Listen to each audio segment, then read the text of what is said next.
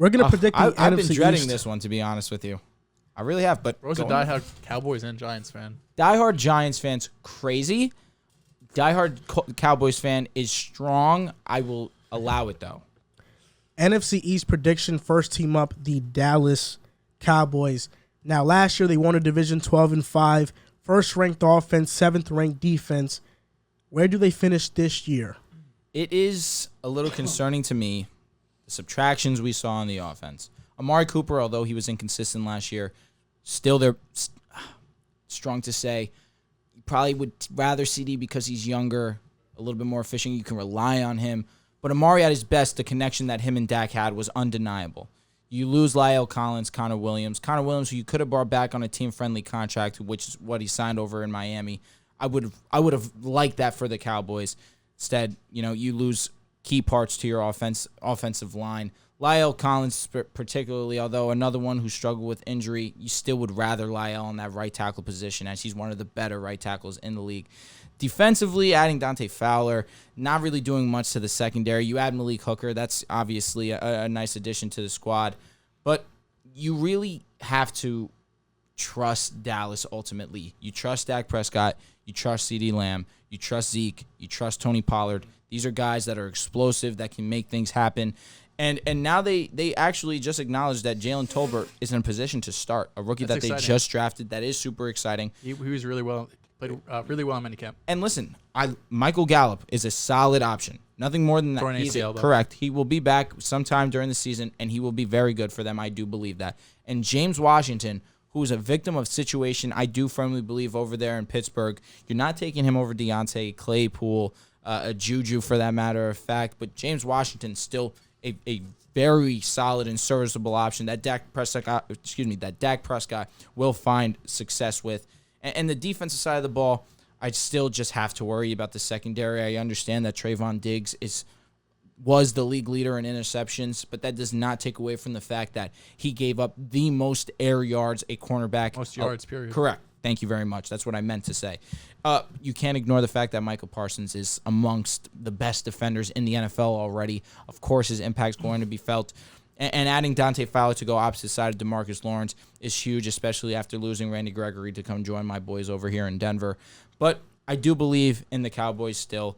I trust Dak Prescott. I trust that CeeDee Lamb and him will have success. I know I spoke a little bit earlier in this offseason that I worried about CeeDee Lamb being a wide receiver one by himself without a counterpart. But I do believe that when Michael Gallup comes back, Dak Prescott's good enough that he will allow these other guys to be successful, that it will open up the field for CD. And CD's just going to be CD. He's going to have success. Yeah, he doesn't have a choice. Correct. He's going to get 150 targets. But I will say this, where saying that I do believe in CD, he needs to show it to me. Yep. Come into this season, prove that you're a true wide receiver one, prove that you're a top 20 wide receiver, and you deserve that respect. Last season, he was fantastic. I want to see it again, especially after being the wide receiver one. So to go through their record, week 1 against Tampa Bay, I do have them winning. Week 2 versus Cincinnati, I have them losing. At New York, I have them winning. Excuse me. Ooh, I put an L here, but they deserve a win because it's at New York. I definitely do have an L. I apologize. I read that right. I got confused. Against the Giants, I have the Giants winning week 3. Versus Washington, I have them winning. At the Rams, I have them losing. At Philadelphia, I have them losing. Versus Detroit, that's a W. Versus Chicago, that's a W. They hit their bye week. Green Bay, that's a loss. At Minnesota, that's a W. Versus New York, that's a W. Versus Indianapolis, that's a loss. Versus Houston, that's a W. Jacksonville, W. Philly, W. Tennessee, W. Washington, W. With a record of 11-6. And I do have them winning the division. 11-6. So you're not expecting a big drop-off? Not a huge drop-off. I do expect their offense to remain solid. Okay. Dak Prescott, I do trust in. Tony Pollard is going to be incorporated into this offense. But more importantly, Ezekiel Elliott is going to come into the season healthy. Last season was the first time we really saw Zeke hobbled. He looked a shell of what we've seen from Ezekiel in the past, and even still, he was among the league leader in rushing yards and touchdowns. He's coming in healthy. He's going to be fresh. He's going to be ready to go, and I believe Zeke will continue to show he is a top 10 running back in this league. And the Cowboys are expecting to use Pollard as a receiver more, too. Line him up as a receiver in the slot, most likely. Definitely allows that flexibility. Yeah, and they need another weapon. Correct. I think James Washington is fine. I think Cedric Wilson is a bit better than him.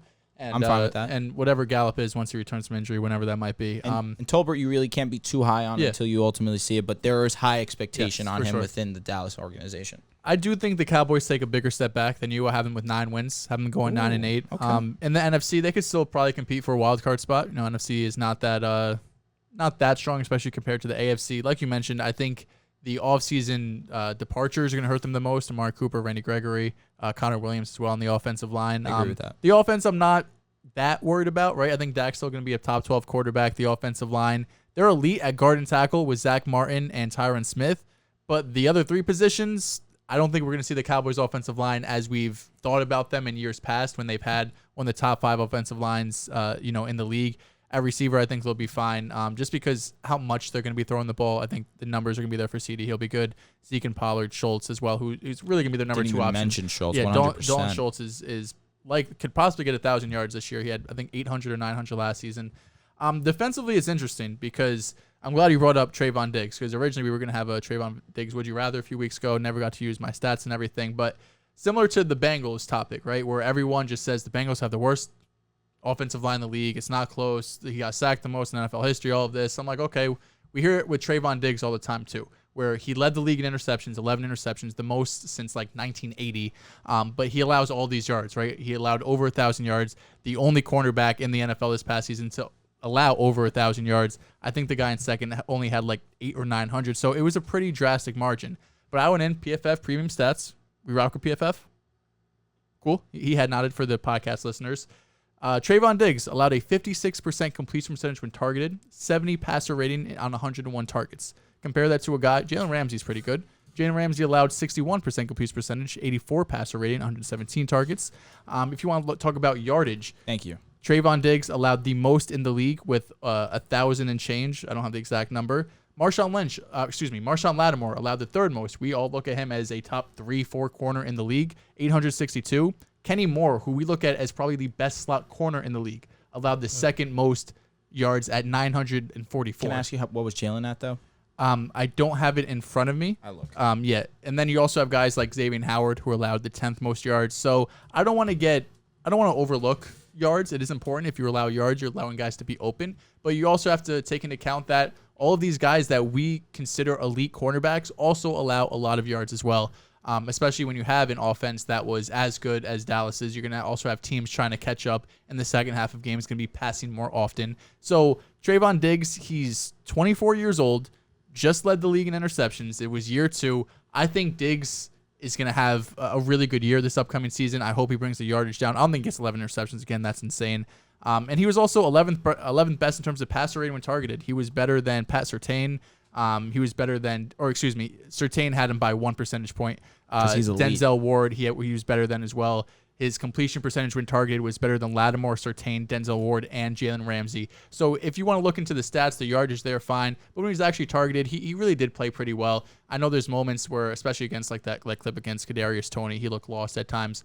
But I'm excited for him. I think him and Micah are one of the most exciting defensive duos in the NFL. I got the Cowboys at 9-8, finished 2nd in the division, competing for a wild card. Jalen, 595 yards allowed. Elite. He's a dog. Now, the biggest question mark for the Cowboys is, will they be able to force as many turnovers as this season as they did last season? Because although they ranked 7th in defense in points allowed, they were 19th in yards. But even that number is misleading because in yards per drive allowed, they were 6th in the NFL. So their defense, most or least? 6th least. So they were one of the best defenses in the NFL at that.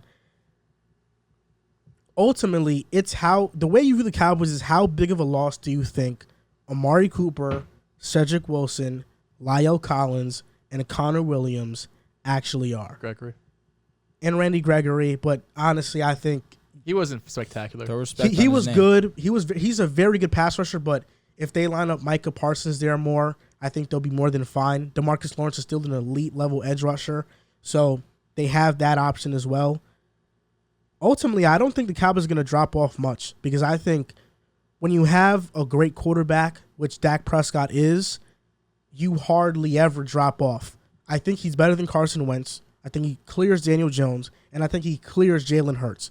He's a much better quarterback than than anybody in that division. Amari Cooper, no show in big-time games for the most part. La'el Collins struggled to stay on the field last season. Cedric Wilson's a good option, but his production can be easily replicated by James Washington. I think CeeDee Lamb is going to have an elite-level season this year. I think CeeDee Lamb is going to have a top 10 receiver season this year, maybe even top 7. That's how high I am on CeeDee Lamb. CeeDee Lamb this year is going to separate himself from everybody that he was drafted with in his draft class. That's how good of a season I think CeeDee Lamb is going to have. Jettis is in that class. I'm sorry. Okay. I apologize. Him and Jettas, they're going to be the cream of the crop in that draft class. Judy? CeeDee Lamb's going to have a big-time season. T. Higgins? There will be a gap between him and Higgins. Okay. I think CeeDee Lamb's going to have 1,400 to 1,600 yards this upcoming year. Be a big year. He's going to be an elite level receiver. And Judy? How many yards do I think he's going to have? Correct. Probably 1,000. Maybe he cracks it. You know, like you said, a lot of receivers crack it. Hollywood Brown cracked it, so maybe he can crack it, I guess. 17 games Hollywood season. Brown's really good. I guess. I guess. Jerry Whatever. Judy, 1250. What's the record you got them with? I have them at 10-7. Okay. You know, I think as long as Dak Prescott stays healthy, the Cowboys will be a 10-win team. Their schedule is a bit tougher. I have them sweeping the Giants. I have them sweeping Washington. I think they split with Philadelphia. I think they split with Washington. I think they start 0-2 this year, though, versus the Tampa Bay Bucks and the Cincinnati Bengals. Really, Tampa Bay, Cincinnati loss. Rams, a loss. Green Bay, I think, is a loss. Indianapolis Ave is a loss. And splitting with Philadelphia, that's a loss. And I can see them losing to Tennessee or Minnesota. So that's like another game sprinkled in there. But I have them going 10-7. 11-6 wouldn't shock me. But the Cowboys are going to be very, very good this year again. And I think for Dallas, maybe this is better for them because in years past, like this past year, they won 12 games. Everybody's expecting this huge playoff run, and they get upset by the 49ers. Maybe this year they don't win the division, but they make the playoffs, and they go on a deep run. So I think for the Cowboys, it might be better that they have less hype going into this year and even finishing the season with less hype than previous years because they always have hype and then they never perform in the playoffs. They won Hard Knocks last year, too. Yeah. So I think the Cowboys are going to be very good still. Ultimately, it's the quarterback that matters, and they have Dak Prescott, who is a great quarterback, and I trust Dak. Listen, I'm with you. I'm glad that we're all 9-8. I'm a little stunned. I get it, though. The defense is not the greatest, and offensively, I think their defense is good. I think so, too. I think they're a top 10 defense. You have question marks on the line. Tyron Smith, when healthy, is elite. Same thing with Zach Martin. But the rest of the positions, La'el Collins losing, Connor Williams losing. I don't disagree, but Dak Prescott still has the ability to scramble outside the pocket, still hit throws on the run. I would say, yeah, this is Dak now 2 years removed from his ankle injury as well. Last year, he had some mobility. I would expect it to improve this year. I don't look at him as being the best So you said nine wins, correct? Can you just read me? It's really about Kellen Moore. All right, I'll tell you the question. So you have them losing to Tampa Bay. Okay, yeah. So I'll give you the wins. I have them I think they sweep the Giants, right? So week 3, week 4 wins. Giants, Washington. Week 7, week 8 against Detroit and Chicago. That's 4 wins. Mm-hmm. And then I have them going on a run here. Giants week 12 win. Indy week 13 win. Houston week 14 win. Jacksonville week 15 win. And Eagles week 16 win. So you have them losing to Minnesota. Yeah, losses week 1 Tampa Bay. I could have just done 1-7. Correct. Tampa Bay lost week 1. Cincy lost week 2. At the Rams week 5 loss. At Philly week 6 loss. At Green Bay week 10 loss. At Minnesota week 11 loss. And then week 17, 18 loss of his L's. Week 18 could be the win. You know, depending on what happens with Washington. If they need to win to get in, I think they beat them. I just think they split, and I had them winning their home game and losing their road game. So I get it. I'm closer to 10 wins than 8 wins. It's really about Kellen Moore's offensive play calling, too. He is one of the more uncreative play callers in the playoffs versus the Niners. I saw him call 2 plays where he sent offensive linemen on curl routes. That was insane. I'm low on Kellen Moore. He's gotten a lot of hype to be a head coach, but he is a very mid-play caller that got bailed out by a lot of offensive talent around him. So it's really on him to take that next step as a play caller and be more creative and put Dak in better positions and the offense in better positions because he gets figured out. And I'm not high on Kellen Moore at all.